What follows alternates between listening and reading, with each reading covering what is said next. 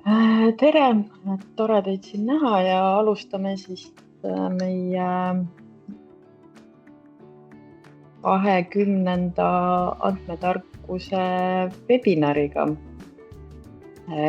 Tänaseks teemaks siis ongi mobiilne kaardistamine teehoius, andmete kogumine ja väärindamine ning rakendamine otsusteks. Sellest siis räägibki meile Anti Kasuk, Teede Tehnokeskuse geoinformaatika. Aga ma põgusalt siis ka räägin natukene meie võrgustikust, et andmetarkuse võrgustik on siis selline platvorm või grupp, kus me siis ühendame siis andmehuvilisi ja eksperte erinevatest valdkondadest ja organisatsioonidest. Ja me loodame, et me kõnetamegi nii eksperte kui selliseid huvilisi ja et sellist andmeteadlikkust meie ühiskonnas arendada ja siin teatud teemasid siis välja tuua. Ja kindlasti ma soovitan siis liituda ka meie LinkedIni grupiga, kus me jagame siis järgnevate webinaride infot, ürituste infot ja jagame ka siis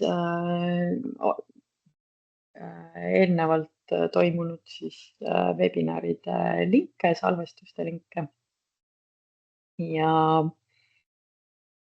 siis täna, et kui teil küsimusi on, siis meil on siin selline KV või Q&A aken, kus te saate siis küsimusi kirjutada, et siis lõpus siis saame ka nendele vastata.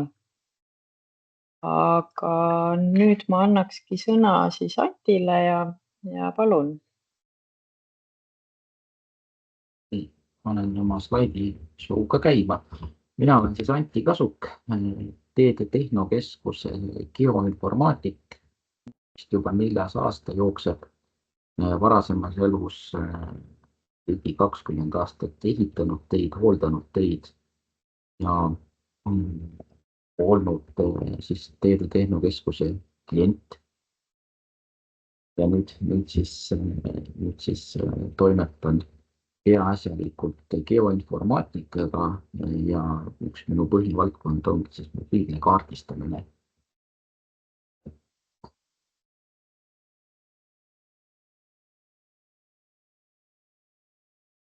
Et mis see mobiilne kaardistamine siis on, et tegeleme kõigepealt siis andmekorjega.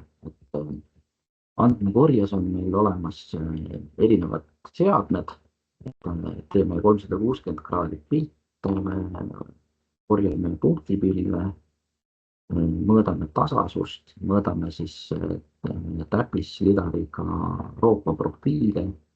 Roopas on siis see asi, mille peale madalamad autod Tallinna linnas kinni jäävad, mis asfalt üles on pressinud. Siis mõõdame teede kandevõimet, maaradariga vaatame maa sisse ja tegeleme ka sihukese asjaga nagu asfaldipaigalduse termokaardistamine. Nendel kõikidel mõõdetavatel andmetel on siis omakorda küljes geoinformatsioon. Siis me saame nad lokaliseerida RTK täpsusega ja on olemas ka siis vaatamisrakendused, analüüsirakendused sinna juurde. Et see 360 kraadi pilt, sellega te tõenäoliselt olete kõik tuttavad, et kes on vähemalt vaadanud kuskilt Google Street View'd, et pakume siis sarnast teenust Eestis.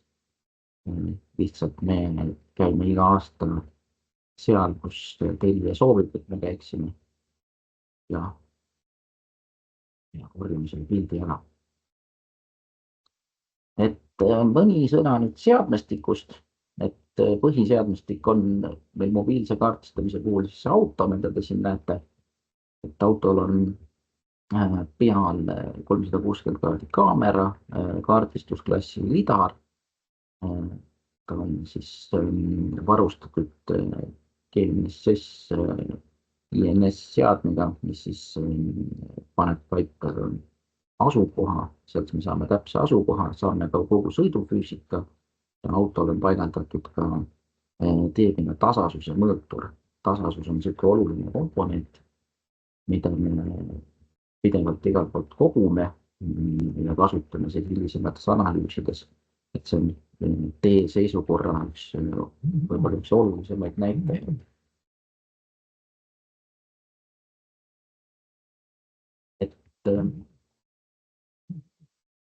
Nii, midagi hakkas mul.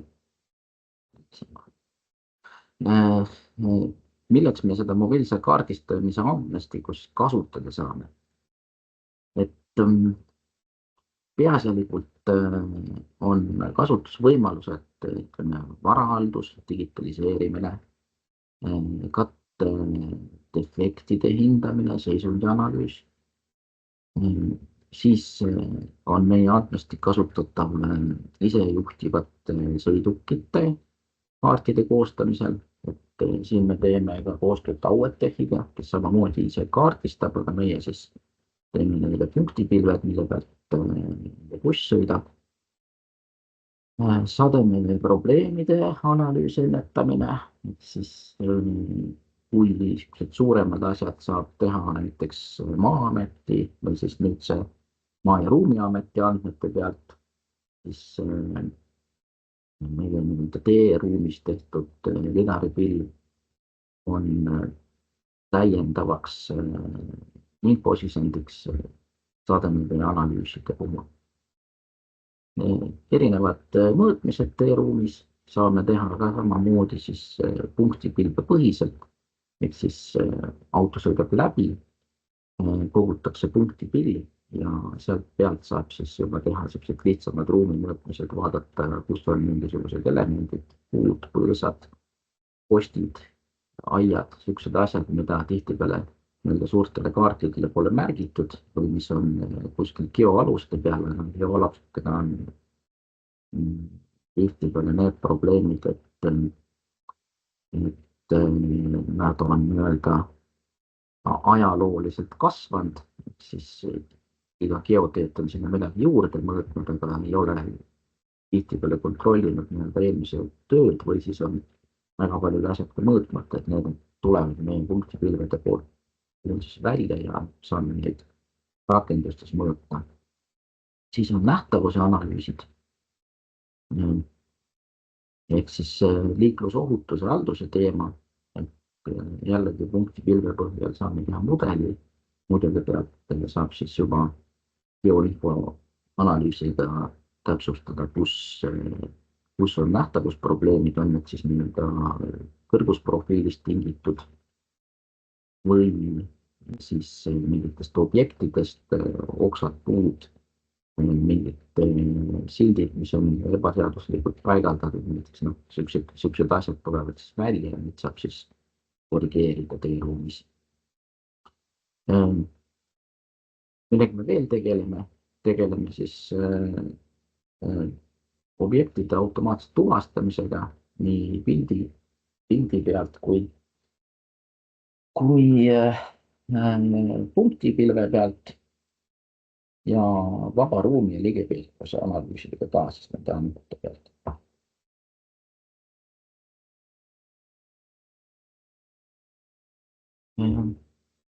Mis meil siis on? Et nende kõikide analüüside aluseks on, jah, siin pealkirjas AI-d ei maininud, aga me ise nimetame seda masinõppeks. Ehk siis punktipilved me korjame kokku. Selle peale on siis meil ehitatud üles masinõppe algoritmid, millega tuvastatakse siis ära erinevad elemendid, klassifitseeritakse neid. Et see on niisugune töö, mida tuleb seda masinat nii-öelda pidevalt täiendada või õpetada, aga see on nagu üks asi, millega me siis ka tegeleme, et püüame teda siis hoida siis kuluefektiivsena, et meil ei ole niisugust nii-öelda raha põletamist tehnoloogiat, et meil oleks mida põletada, et me peame kõik oma kulud ja tulud ilusti tasakaalus hoidma ja ikkagi kasumisse jääma. Et teine masinnägemise pool on meil fotode pealt objektide tuvastamine. Siin on siis samamoodi, mis me oleme siis teinud, on liiklusmärgid, autod, inimesed, et need on meie nii-öelda prioriteet, kuna me tegeleme teeruumiga, siis just need elemendid, mis teeruumi lähedale jäävad, et neid me saame siis ka automaatselt tuvastada, et need on ka niisugused mudelid, mida me siis täiendame, koolitame, pakkuda siis oma klientidele paremaid, kiiremaid lahendusi. Aga lisaks on meil olemas ka suurepärane digijate tiim, et masin alati ei saa hakkama, et siis on ka inimesed olemas nii koolitamise jaoks, et siis masinate koolitamiseks, kui ka vajadusel saame anda niisuguse robustse inimjõuga peale, kes käibki mingisugused suurandmed üle ja fikseerib seal olukorra.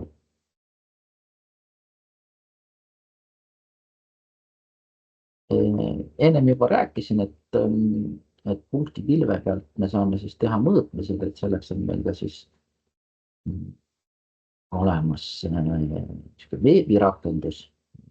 Hiljem natuke räägin täiendavalt, aga jah, neid punktipilve mõõtmisi saab teha ka teistes rakendustes, et mõned kliendid soovivad selle punktipilve näiteks endale saada, mis me oleme korjanud, et siis need on olemas rakendused, kust saab teha täpseid mõõtmisi, et siin ongi konkreetselt siis välja toodud kõrguslik mõõtmine, et saame näiteks kontrollida konkreetse koha peale, et kas liinijärgus vastab näiteks nõutule, et see on niisugune tavaline niisugune, kui me võtame teede planeerimise kontrolli osakonnast Transpordiametist, kellel siis tema niisugune tavatöö, et ta käibki mingisugused uued objektid, asjad üle ja vaatab, et kõik oleks nõuetele vastav. Maa-alade mõõtmised, joonmõõtmised, et sellised asjad saab siis punktipilve pealt teha piisava täpsusega, et teha täiendavaid otsuseid, et kas on vaja saata geoteed loodusesse või minna ise loodusesse, et kontrollida või siis veenduda, et kõik on juba nii, nagu peab olema. Nii, siis me teeme, ütlesin siis mudeleid saame teha, et erinevad mudelid siis on eelprojektide sisenduseks, saab kasutada visualiseerimiseks, need on kiired, selles mõttes, et punktipilv tuleb meil ideaalis on niimoodi, et kui meil auto sõidab, siis üks päev läheb siis GNS andmete täpsustamise nii-öelda ootamiseks, selles mõttes, et satelliitidelt tulevad siis täiendavad andmed, et kuidas nende orbiidi andmed on, kuidas nende kellaandmed on. Teisel päeval me saame siis teha täpsema asukoha positsioneerimise postprotsessingu, saame asukoha täpseks. 3.–4. päev ongi meil siis juba värvitud punktipilv olemas, mille me saame anda juba näiteks objekti visualiseerimiseks. Aga see pilv on piisava täpsusega, et teha sinna peale ka mingisuguseid taastusremondi mahuarvestusi ja vajadusel saame siis nendest kogutud fotodest teha ka fotogrammeetrilise mudeli juurde.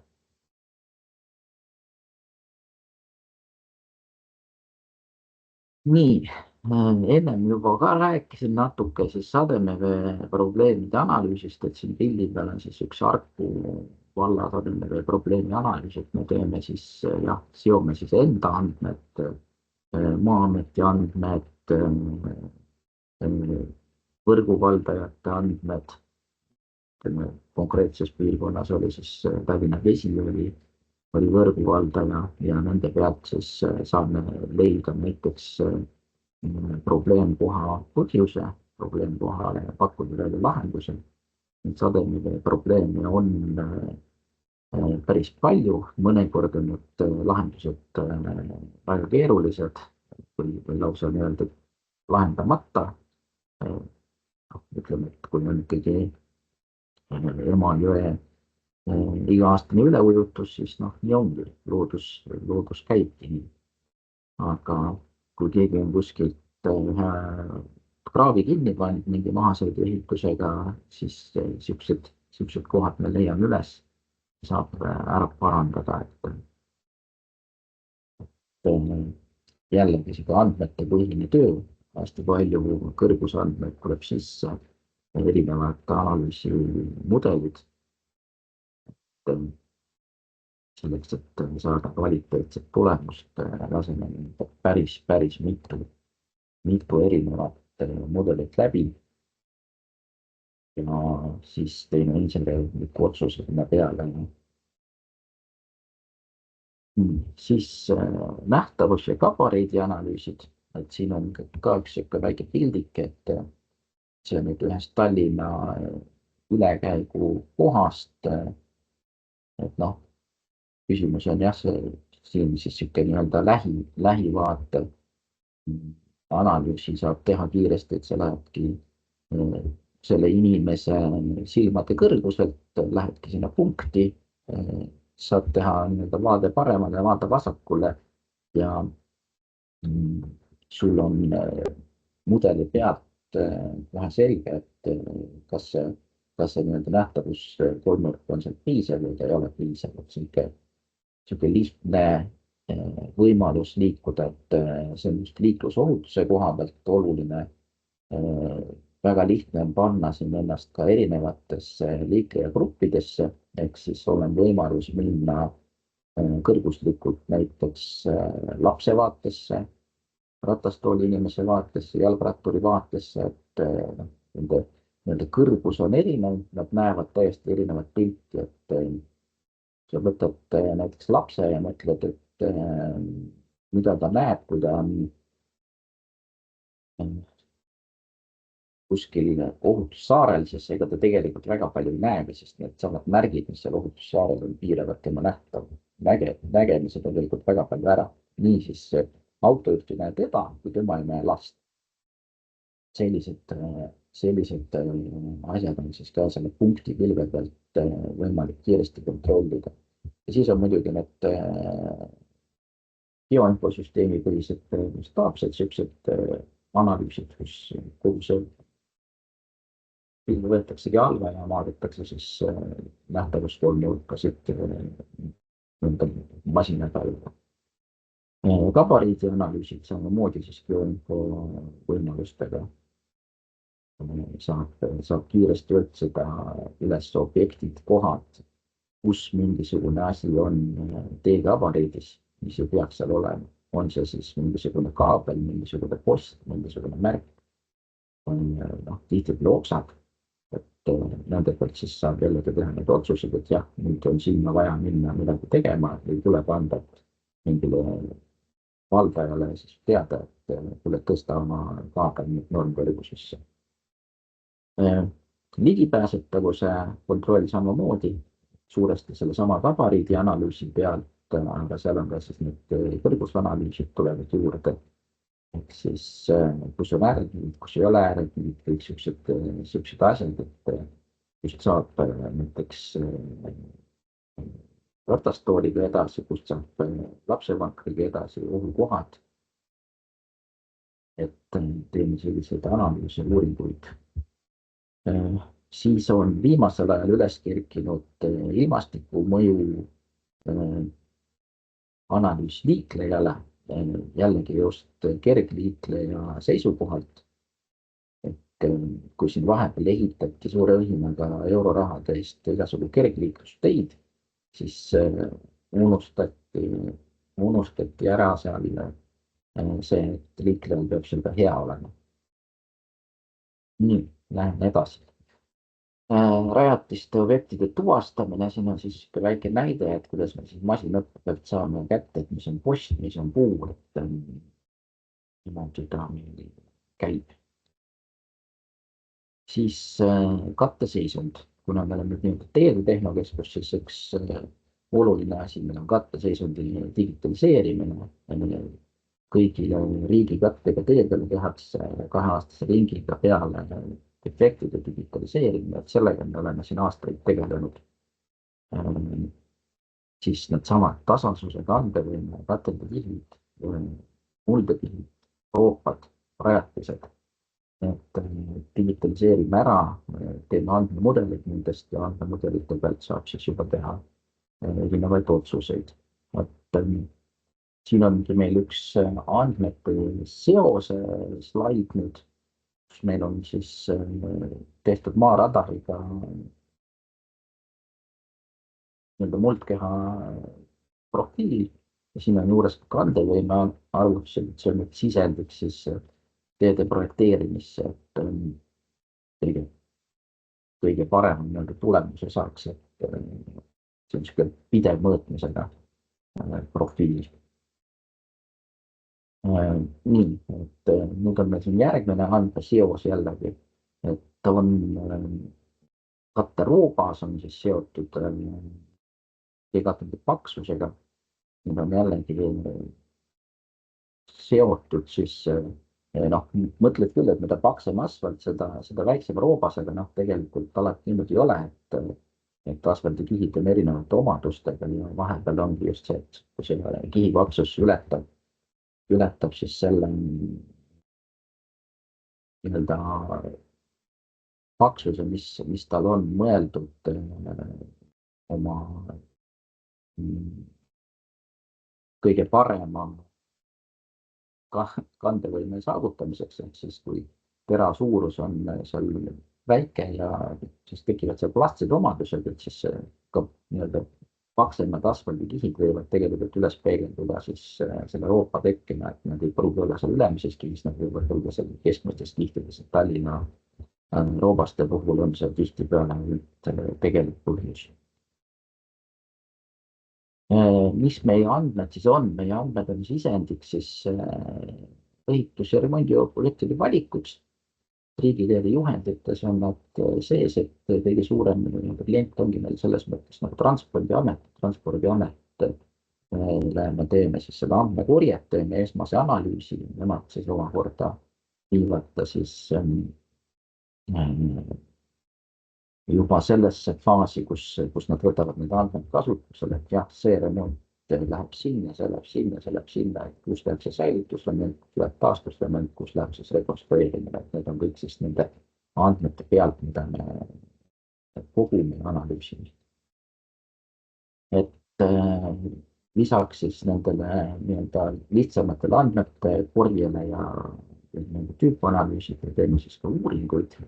Viimane suurem uuring oli riigiteede rahastusvajadus ja strateegiline uuring, mis meil tegime. Jällegi kasutasime enda andmeid, kasutasime sisendina teisi Transpordiameti andmeid. Ja väljundina veel teehoiukavad, et need on jällegi sellised asjad, mida meie siis teeme andmete põhiselt. Et meil on siin konkurendid, kes teevad neid emotsionaalselt, aga meie teeme andmepõhiselt neid asju, et korjame siis andmed kokku, et liiklus, needsamad põhiparameetrid ja nende pealt siis arvutame välja, mis aastal tuleb see teekonna remonti, palju see umbes maksab, siuksed tulemused saame. Ja siis lõppkasutajatele on meil jah, siis tehtud sihuke veebirakendus, kus me saame siis kasutada erinevaid andmekihte, digitaliseerimist, objektide annoteerimist, siin on liidestused siis geoinfosüsteemide ja pinglahendustega ka võimalikud, et see on sihuke lõppkasutaja rakendus, kus me koondame need andmed kokku ja toome välja, et siin ongi siis nüüd Tallinnale loodud sihuke kihtide, noh, liiklusmärgid siis välja toodud ja siin on veel katendi defektid ja mingid asjad olid siin veel.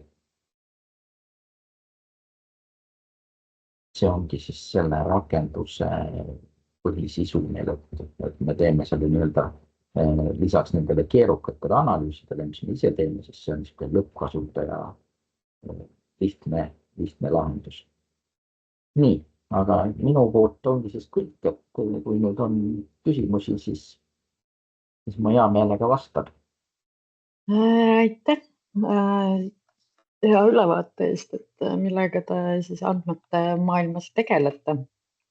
Ja siit Kuldaraas on küsinud, et millised andmeplatvormid teil sellise mahuka töö jaoks kasutusel on, et ei usu, et kõik saab toimuda käsitsi Excelis, et vaevalt seda, aga ikka käsitsi Excelis.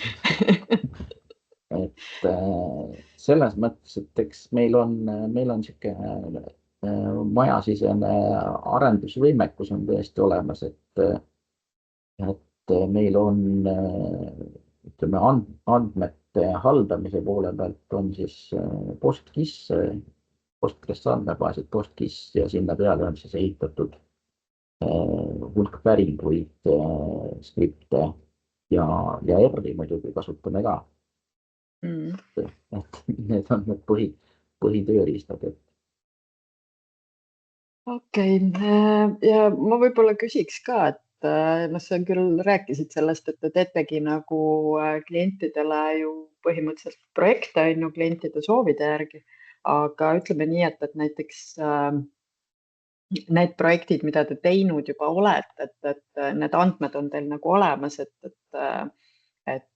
kas näiteks, ma ei tea, et kui keegi nüüd kuulas siit, et olgu, et mul võib-olla on näiteks selle andmestikuga või mingi seos olla või see võib mulle nagu väärtuslik olla, et siis neid andmeid nagu jagate ka või siis müüte või on seal nagu selline koostööprojekti koht?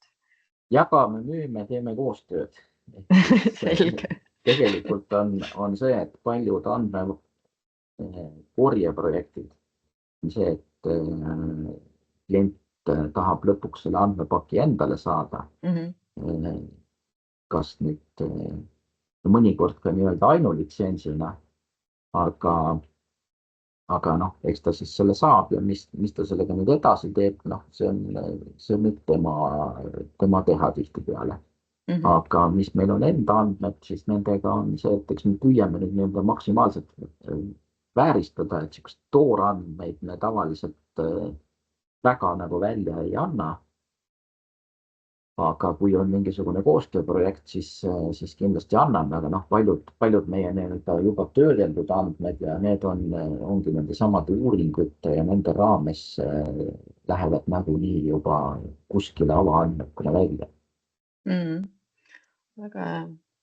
Ja ma saangi aru, et kui on nagu huvilisi sel teemal, et siis ongi teete Tehnokeskusega ühendust võtta ja siis sealt siis konkreetselt siis case by case vaatad, et mida teha annab ja kas siis tuleb uut andmekorjet teha või saate olemasolevate andmete pealt siis seda lahendust pakkuda. Jah, kindlasti selles mõttes, et meil on nii-öelda väikseid erakliente ka just nende maaradari ja niisuguste kohtade pealt päris palju, et tihtipeale ongi inimestel vaja teada, mis neil seal maa sees on.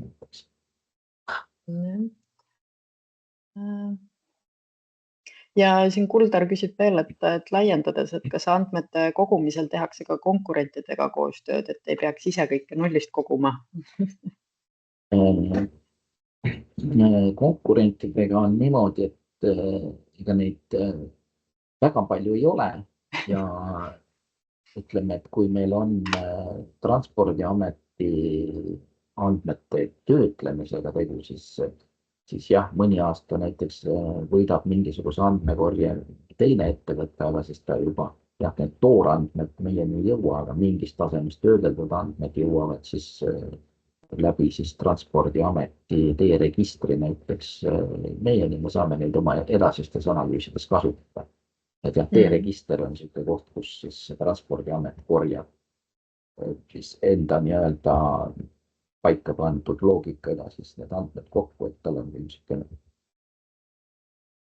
ütleme, tal ongi konkreetne siis teedele suunatud see, et need Euroopa andmed, need on keskmistatud 100 meetri peale, et mõnel pool on nagu täpsemalt vaja, aga võrgu põhimõtte jaoks ja see 100 meetrit on nagu viis.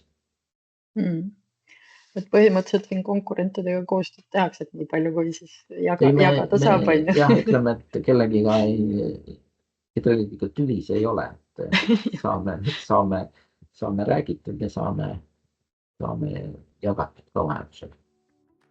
Just, aitäh sulle ja ma mainin siin ka nende webinaridega seoses ära, et see on meil nüüd siin kevadhooaja siis viimane webinar ja siis alustame uuesti augustis uute webinaridega. Olemasolevaid webinare siis saate järgi kuulata siis YouTube'is ja kindlasti siis hoidke silm peal meie LinkedIni grupil, et seal me siis jagame infot, et siis millal meil see hooaeg täpselt hakkab uuesti ja mis teemad meil siis uuesti arutelule tulevad. Aga kõigile aitäh ja uute kohtumisteni. Tervist!